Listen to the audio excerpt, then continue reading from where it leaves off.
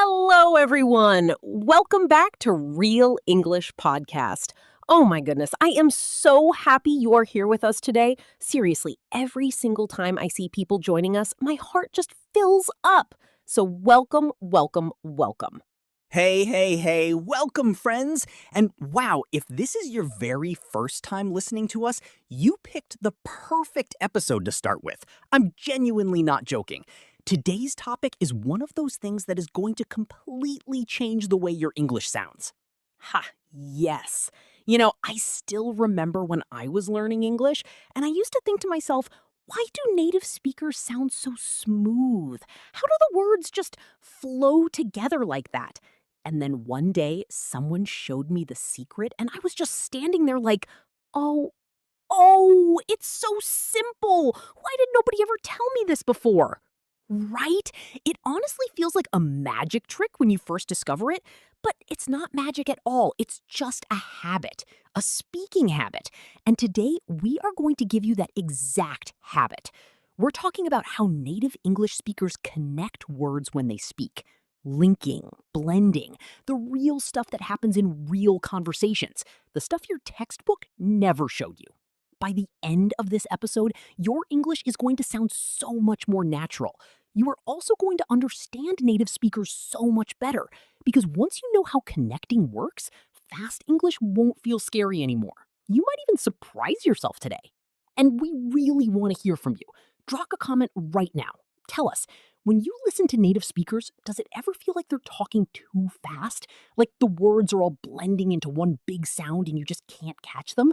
Right, yes, it happens to me in the comments below. We read every single comment, and we truly love hearing from you.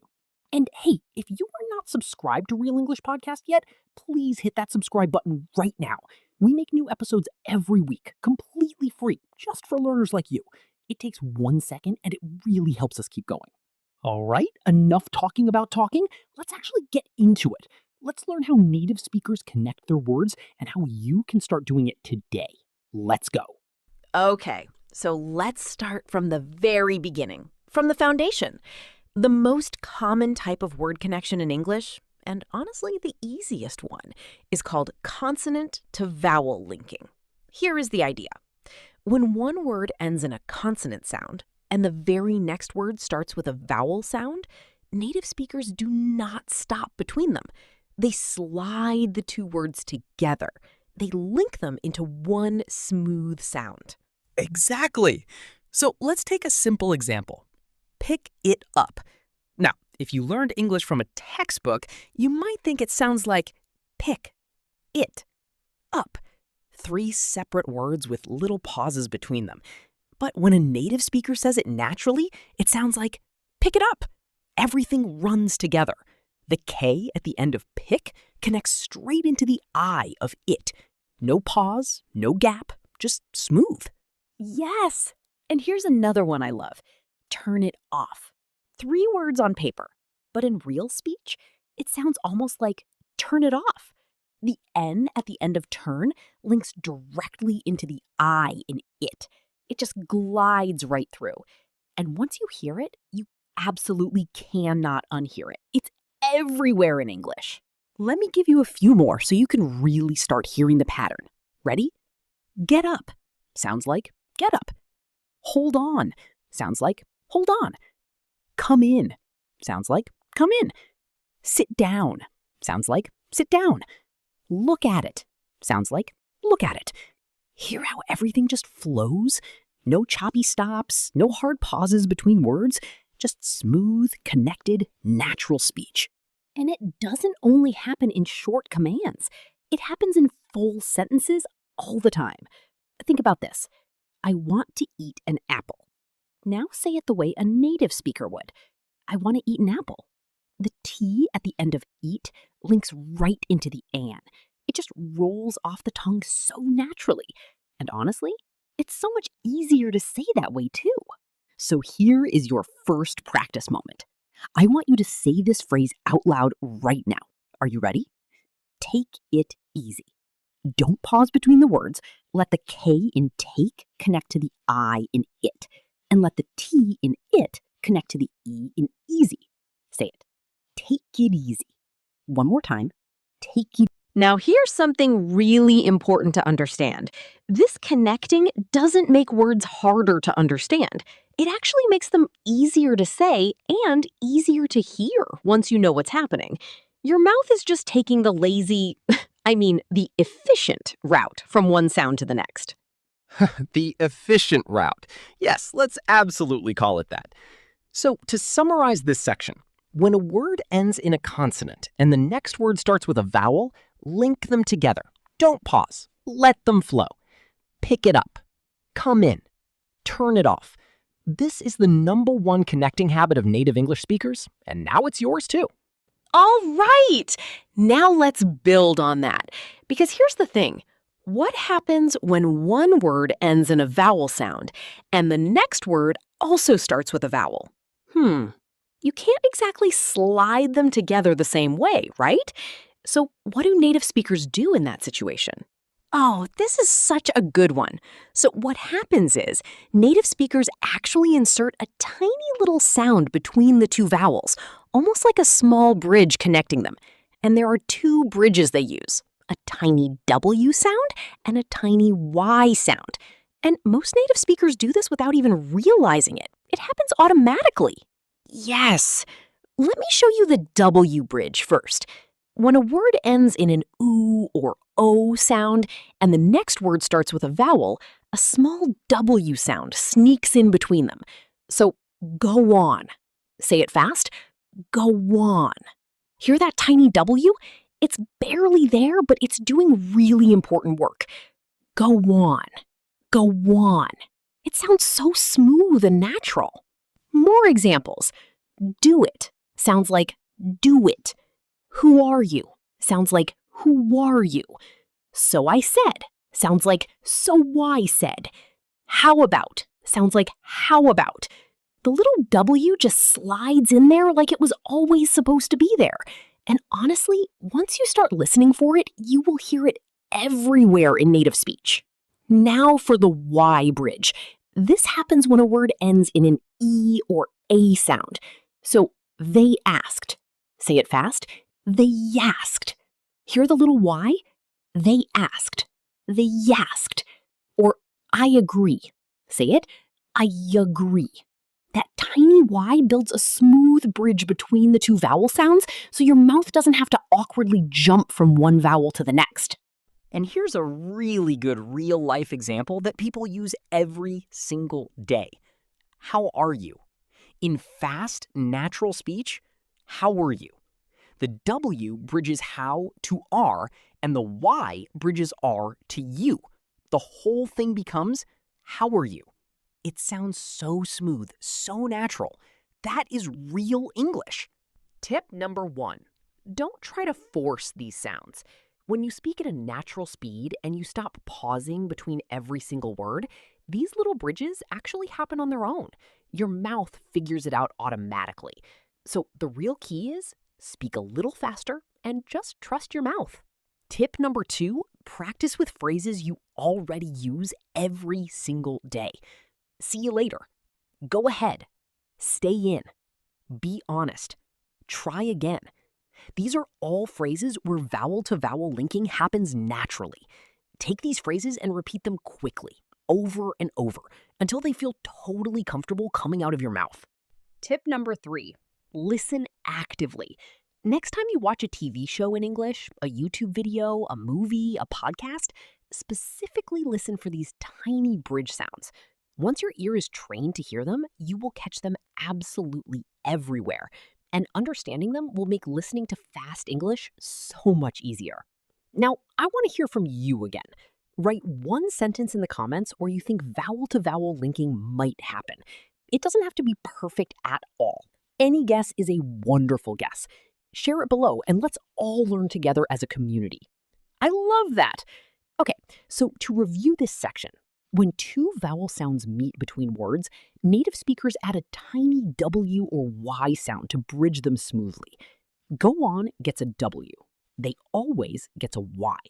It sounds natural, it sounds connected, and it happens automatically when you stop treating each word like its own little island. Beautifully said. Words are not islands. they're more like a river. Everything flows into everything else. Keep that image in your head as we move into our next section. Okay, so we've talked about how sounds link between words, but there's something else that native speakers do that makes their speech sound fast and smooth. And this one genuinely surprises so many learners. Ready? Native speakers actually reduce certain words. They shorten them, they blur them. Sometimes they almost completely swallow them. Swallow them? Yes, that is exactly what it sounds like sometimes. Like the word just disappeared. Poof, gone. And the most common words this happens to are the small, everyday ones that appear in almost every sentence. Words like to, and, of, have, you, your, them. These words get squished in normal, natural, fast speech. So let's look at to first. In careful, slow speech, to. But in natural, everyday speech, to becomes just tuh, or even shorter. It almost disappears. So I want to go becomes I want to go. Going to becomes gonna. Have to becomes hafta. Got to becomes gotta. And here's the important thing. These are not lazy mistakes. This is just how real English actually sounds between real people. And, this one is absolutely everywhere. And in fast speech becomes just n. So fish and chips becomes fish and chips. Black and white becomes black and white. Salt and pepper becomes salt and pepper. You hear these combinations literally every day, and now you know exactly what is happening beneath the surface. What about of? This one gets reduced so much. Of becomes just or sometimes even just a tiny V sound.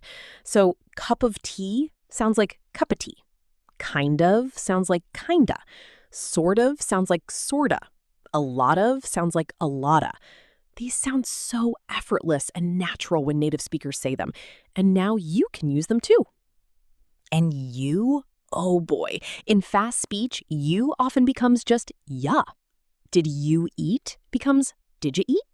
What do you think becomes what do you think? Are you okay becomes you okay? And please hear me when I say, this is not sloppy speech. It's not wrong English. It's just real. It's what real English sounds like between real human beings having real conversations. Now, here's the really important thing I want you to hear. You don't need to start speaking like this immediately today. Understanding is always the first step. So when you hear gonna and wanna and kinda, you now know exactly what the speaker means. That understanding alone will improve your listening dramatically. Absolutely. And when you feel ready, when it feels comfortable, you can start using these reduced forms in casual conversations, with friends, with colleagues, in relaxed everyday settings. You don't need to use them in a job interview or a formal presentation. That's where clear, full pronunciation is better. But in everyday friendly talk, reductions make you sound incredibly natural and relaxed. So here's a little practice for you. I'm going to say a sentence the textbook way and then the real English way. Listen and notice the difference. Textbook version. I am going to have to go to the store. Real English version. I'm going to have to go to the store. Same meaning, completely different sound. And that second version is what you will hear every single day in real life. Wow, right? It honestly sounds like two completely different things sometimes. And this is exactly why so many learners say, I studied English for years, but I still can't understand native speakers. It's not your vocabulary, it's not your grammar, it's the connecting and the reducing. And now you know. Now you know the secret. Tell us in the comments, has this ever happened to you? You understood English perfectly in class, but then you heard a native speaker and thought, wait, what language is that right now? Tell us your story. We genuinely want to hear it, and I promise you, you are absolutely not alone. To wrap up this section, native speakers reduce common small words in natural speech.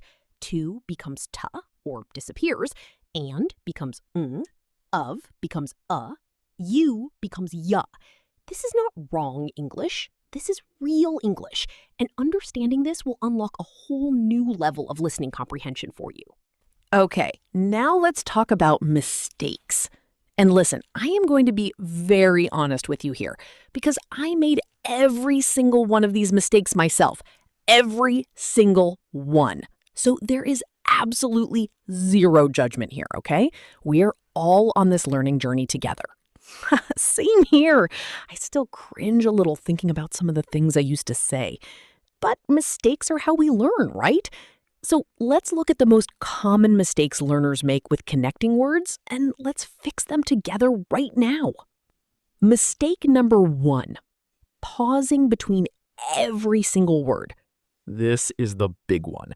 Many learners speak like this. I want to go to the store. Every word gets its own little pause, its own little space. And honestly, it sounds very robotic, very unnatural, like a computer reading text from a screen. Native speakers would never speak this way in a casual, everyday conversation. The fix? Practice speaking in chunks, not individual words.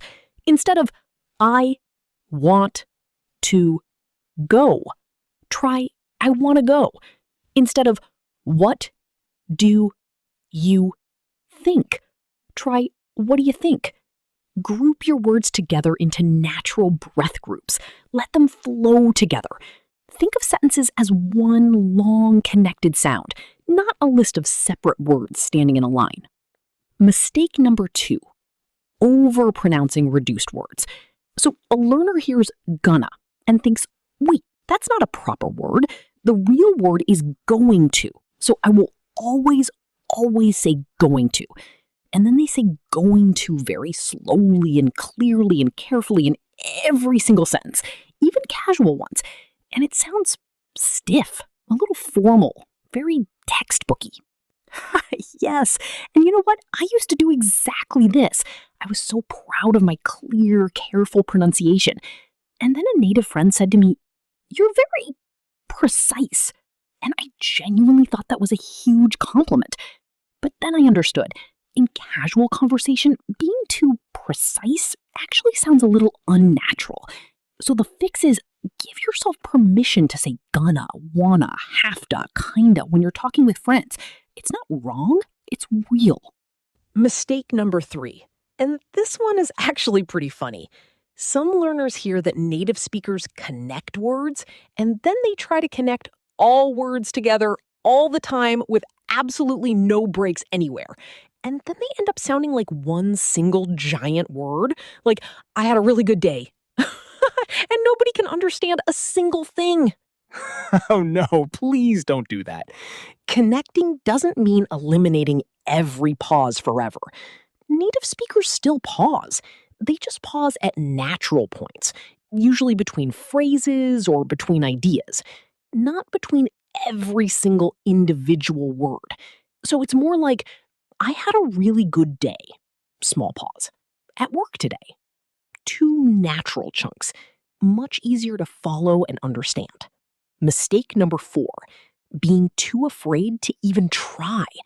A lot of learners tell me, I understand all of this, but I'm too scared to actually do it when I speak.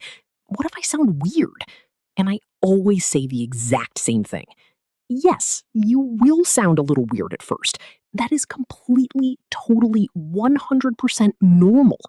Every new skill feels strange before it feels natural.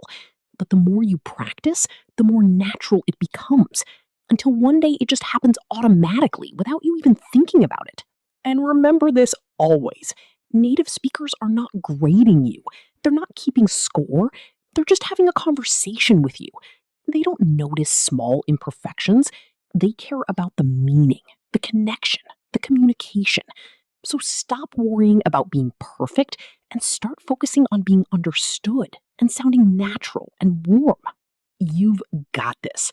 Seriously, every single person listening right now has everything they need to speak natural, connected English. The only thing standing between where you are now and where you want to be is practice. Just practice. That's it. Nothing more complicated than that. keep going. Every single day, a little bit more. You are already doing better than you think you are. All right, it is practice time. Honestly, my favorite part of every single episode. I am going to give you 2 options for each situation, and you need to choose which one sounds more like a natural native speaker.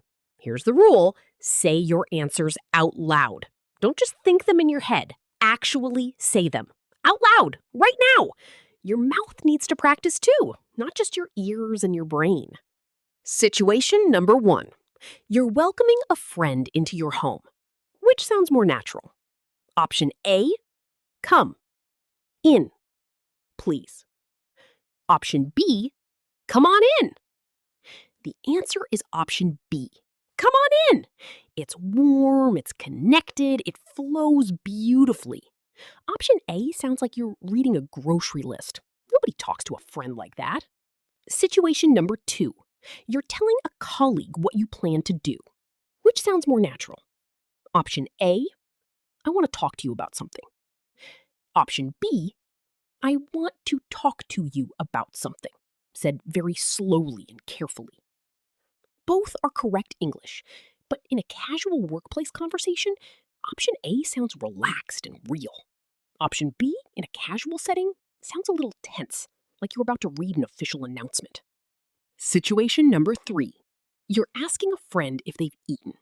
Situation number 4. You're reacting to great news from a friend. Option A.